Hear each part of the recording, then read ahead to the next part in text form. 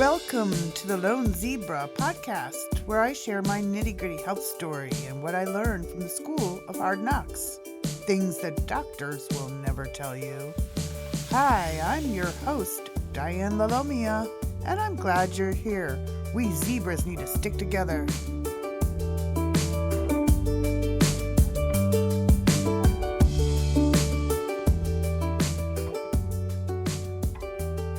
Today on The Lone Zebra, episode number 021 is Your Story. Just like the name sounds, it's time for you to share your story. I want to hear from you, so listen and find out how you can share your story with the rest of the zebras. Grab a cup of tea, a chair, get comfy, and let's get going. Alrighty then. So glad you're here.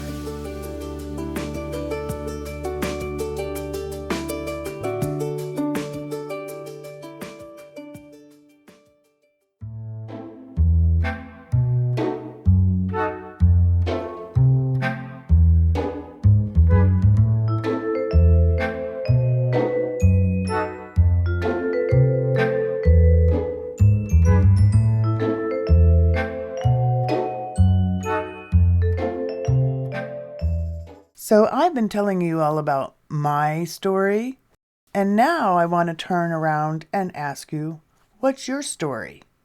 I want to hear from you. What is your experience with being a zebra? What pitfalls have you come across that you wish weren't there in front of you? What have you found that helps you to get through the hard days? I want to hear from you on a Facebook page that I've created for the Lone Zebra. So make sure to check it out and join and share your story and let others know what's worked for you. We can all unite and help each other to find answers to things that the doctors don't understand or don't share. It's time to tell your story. I'm looking forward to hearing from you.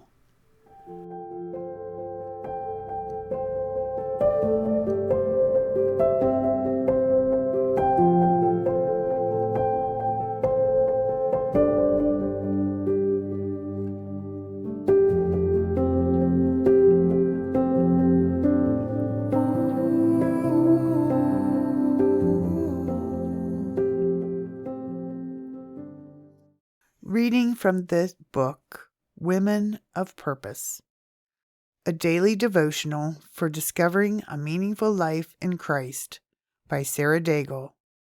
Day 42. Fear not, stand firm and see the salvation of the Lord, which he will work for you today. For the Egyptians whom you see today, you shall never see again. Exodus chapter 14, verse 1, ESV.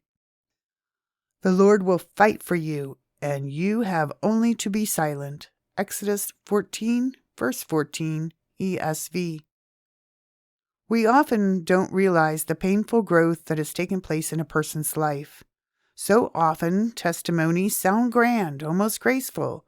Biographies shout of victories and faithful lives. We are awed, as we should be. These are works of grace. What we do not always see is the day-to-day growth. The trial must come before the victory can be shouted. A life must be lived before a biography can be written. Day by day, God desires to write His story through our lives. If we say yes, we are faithful in small things. The purpose of God will be fulfilled. If, however, we are lax and unfaithful, the story God wanted to write about His love in our lives will never be written. Each moment, each day, each week calls us to pull forth the best of grace because we serve a grace-filled God. We must embrace the trial in order to learn God's grace. If we refuse to walk through the valley, we will never end up on the mountain. If we never end up on the mountain, who will tell of His grace? When our lives are said and done, or rather, long before our lives are over, will we have a story? And they overcame him by the blood of the Lamb and by the word of their testimony, and they did not love their lives to the death. Revelation chapter 12, verse 11, New King James Version. Testimonies are some of the most powerful means God uses to show His grace to the world. God does not promise an easy way. He promises grace to travel. Sometimes trials hit us that take our breath away, and it takes every ounce of faith to say yes to the Lord. Though God allows trials, He also says we are being changed into His same image, from glory to glory. This is the secret to walking through trials, this glory part. When we do not see the glory to glory, we faint inwardly at the mountain. When we feel that deep exaltation, even though a strong trial, we are able to smile through tears because we know in the end it will work for our good. All things, God says, work for the good. We're in a win-win situation as long as we follow the Lord with a yes. God's children can walk through massive trials with certain calm about them. There is this victory glint on the sword, and the shield of faith is able to protect us from all fiery darts.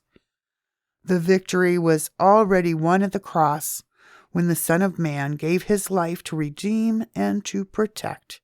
He won. Trust Him, and He will win for you over and over and over again. As He said to Joshua in the face of myriads of enemy soldiers, "Stand still and see the salvation of the Lord." Exodus chapter 14, verse 13, New King James Version. It's complex, the standing still. It is otherworldly, a concept unknown to anyone who has not tasted the strength of the Lord. In the world, everyone fights. Women fight against age. Men fight for power. Armies fight for peace. Children fight for their rights. And in spiritual warfare, we too want to fight. But it is not until we cease fighting in our own strength that we win. In this spiritual battle, to fight is to believe in His power, His ability to work for us, in us, through us. So when you feel all a mess and don't know which way is up or down, when you fear you will fall, breathe a prayer of thanks to the Lord for having won that battle for you. Then step aside, out of the way, and wait on Him to work. You will find this fight bearable. You will know what Jesus meant when He said, "For my yoke is easy and my burden is light." Matthew chapter 11, verse 30, New King James Version. It's a whole new strategy, but one that works, for the just will live by faith. Faith is the avenue through which God's Spirit can work. Trust allows God to step forward. So take courage, friends, and allow yourself to stand still and see. Father, help us to cease our striving and to stand still so we see the salvation You've come to offer. Amen.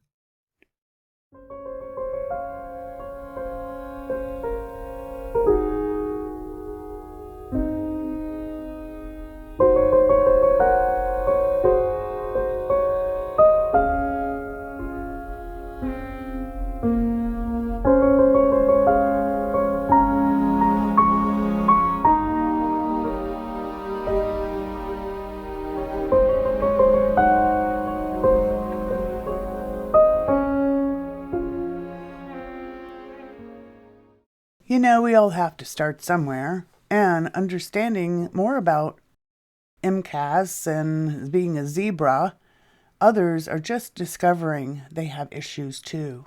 So I'd like to invite everyone to go to the Facebook page I've just created for the Lone Zebra and share things that you wish you had known starting out. Also, ways that things could be changed. What could society or the healthcare system change to make it easier for zebras? What would be something that would help someone else? I'd like to kind of keep this on a positive note. I don't want it to sound like Debbie Downer, and I just want to keep encouraging people and not causing people to be depressed. So if you understand that aspect, I encourage you to share your stories so that you can help others, and it'll make you feel better too. So go to the Facebook page, The Lone Zebra, and let everyone know, let others know what has worked for you as a zebra. And let's encourage each other and help each other. You know, we are a herd. We are special. We're not horses, we're zebras. And let's be grateful we have each other.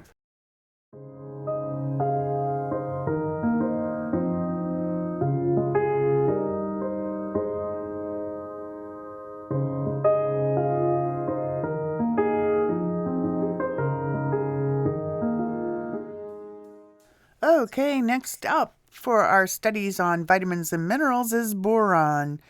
The importance of the trace element boron is just now being discovered. It actually seems to be a mineral that is important for our nutrition and for our health. It's a mineral found in most plants, and it has been reported that boron added to the diets of postmenopausal women prevented calcium loss and bone demineralization. Furthermore, evidence shows that inhabitants of countries with high boron content in the soil are less likely to suffer from arthritis. It helps to maintain appropriate body levels of minerals and hormones needed for bone health. It may help to reduce calcium loss in postmenopausal women, helps to prevent osteoporosis, builds muscle, and deficiency symptoms. Well, doesn't seem to have any comprehensive ones, but bone conditions such as osteomalacia and osteoarthritis may result as a growth depression, problems metabolizing calcium, magnesium, and phosphorus, and increased effects of stress on the body. Good sources of boron include pears, prunes, pulses, raisins, tomatoes, and apples. Therapeutic uses are arthritis, osteoporosis, menopause symptoms, muscle building, external treatment of fungal and bacterial infections. Boron could be toxic in doses above about 100 milligrams. Symptoms of toxicity include a red rash, vomiting, diarrhea, reduced circulation, shock, and then coma. I mention this because, another special note, it is also claimed that boron will raise testosterone levels and build muscle in men. It is therefore commonly used by budding athletes and bodybuilders. However, take precautions of not exceeding the dosage and getting toxic. I have started using borax in my bath with my Epsom salts to get boron transdermally instead of taking it orally. It says boron affects sex hormones like estrogen and testosterone. And I thought it was rather interesting that I found in the book The Mineral Fix by Dr. James D. Nicolantonio and Sim Land.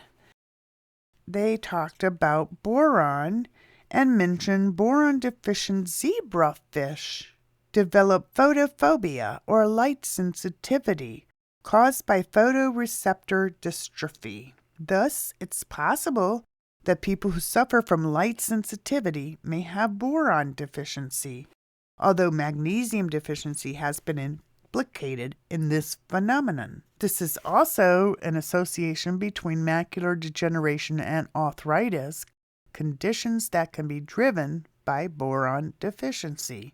There it is again. If you've got arthritis, maybe boron is your missing piece to the puzzle. Boron affects the function of many hormones, including vitamin D. Now, you do know vitamin D is a hormone and not really a vitamin, as we know.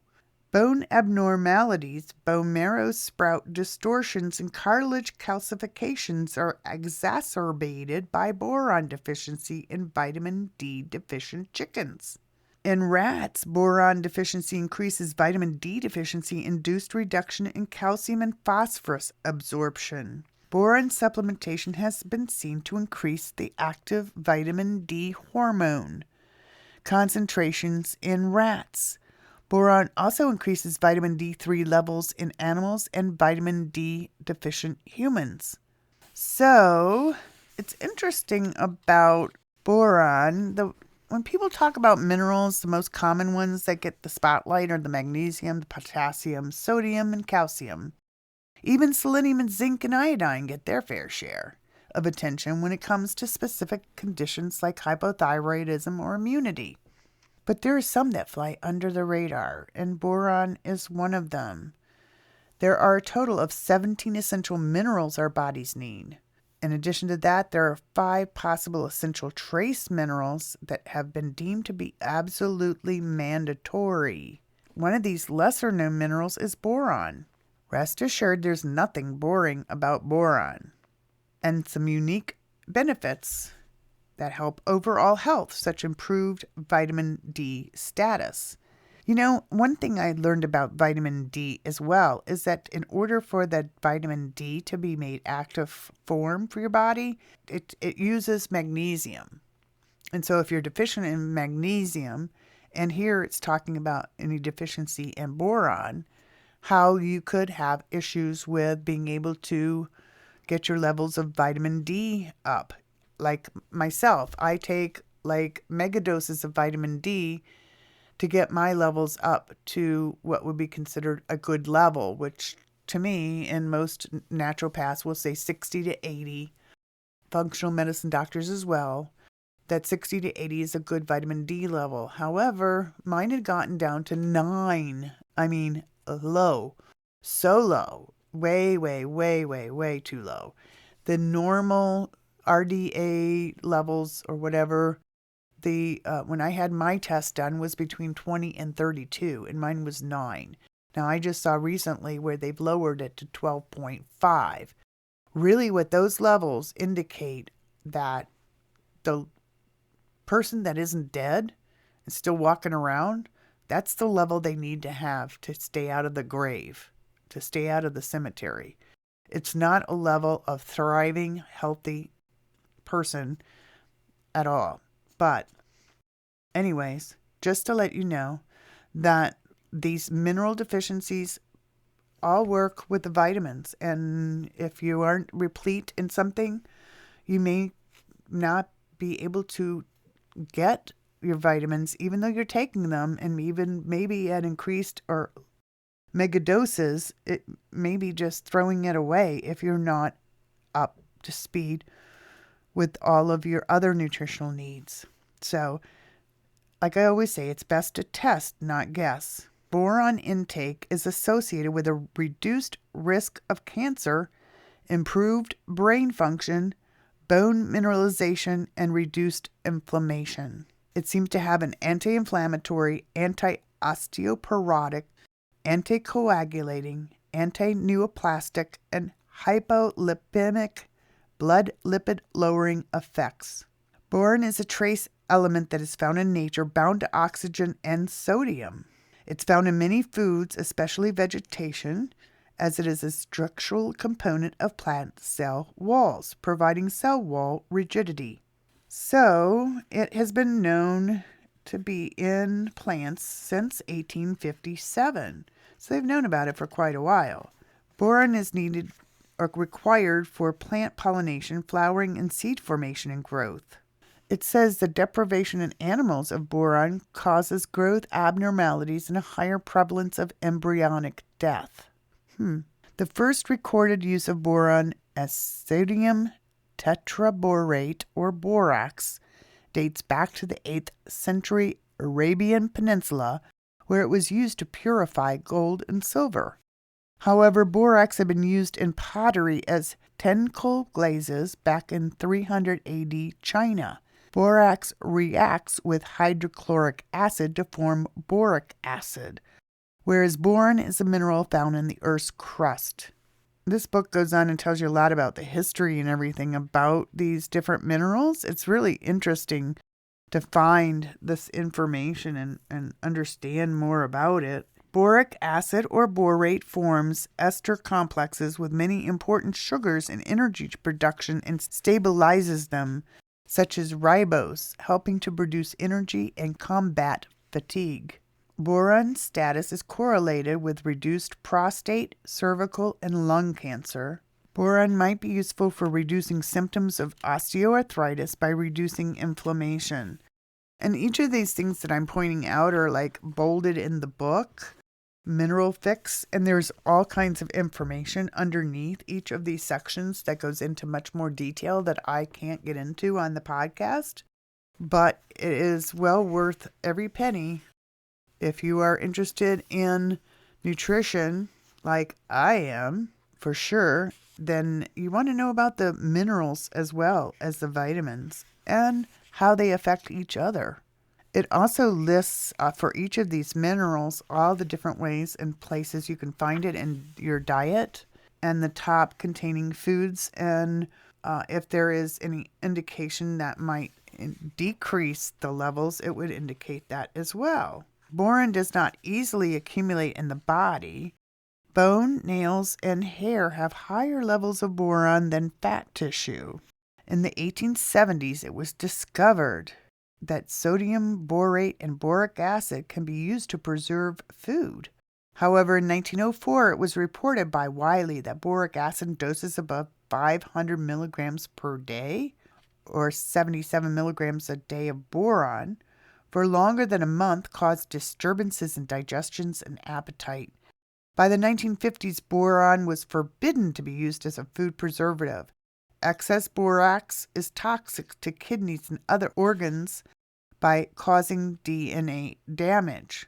Supplemental boron usually comes in the form of sodium borate, sodium tetraborate, boron amino acid chelate, boron gluconate, boron glycinate, boron picolinate, boron ascorbate, boron aspartate, boron citrate, and calcium fructoborate. If you take a lot of boron, apparently it has a high affinity for riboflavin, and ingesting high doses of boron may lead to side effects due to riboflavin deficiency, side effects such as dry skin, photosensitivity, and inflammation of the mouth and tongue. So in order to be safe, it's recommended that you take your boron supplementation away from your B-complex supplement or B vitamin intake so that they don't conflict with each other.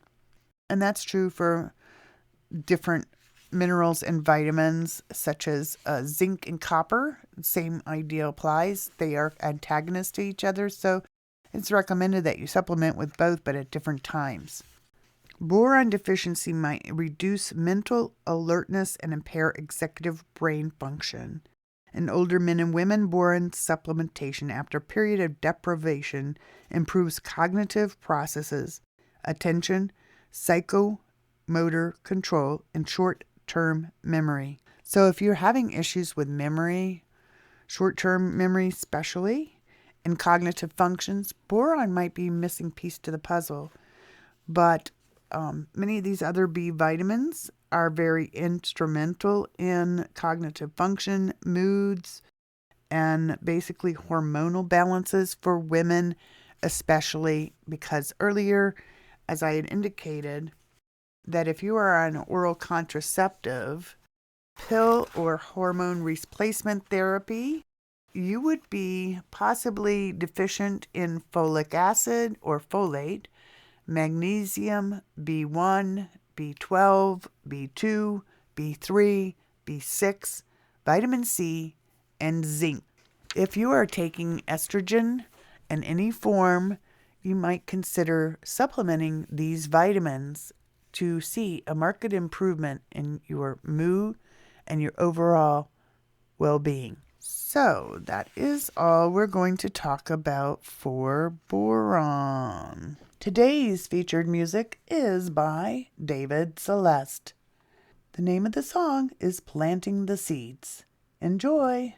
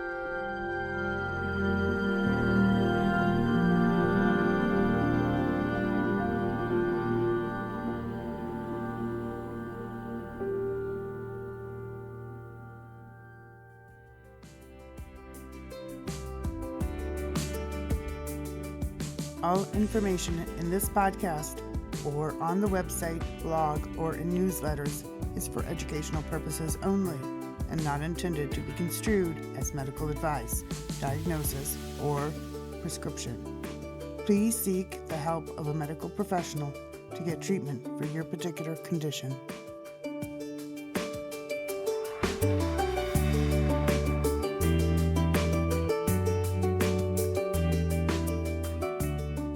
Thanks for listening to the Lone Zebra podcast. Don't forget to check out the show notes at dianelalomia.substack.com. That's Diane, D-I-A-N-E, Lalomia, Lalomia.substack.com. Music on the podcast is provided by Epidemic Sound. See the show notes for featured music and artists. Don't forget to share this podcast with your family and friends, especially fellow zebras. And don't forget to rate The Lone Zebra on your favorite podcast app so others can find me. Until next time, blessings. Have a great day.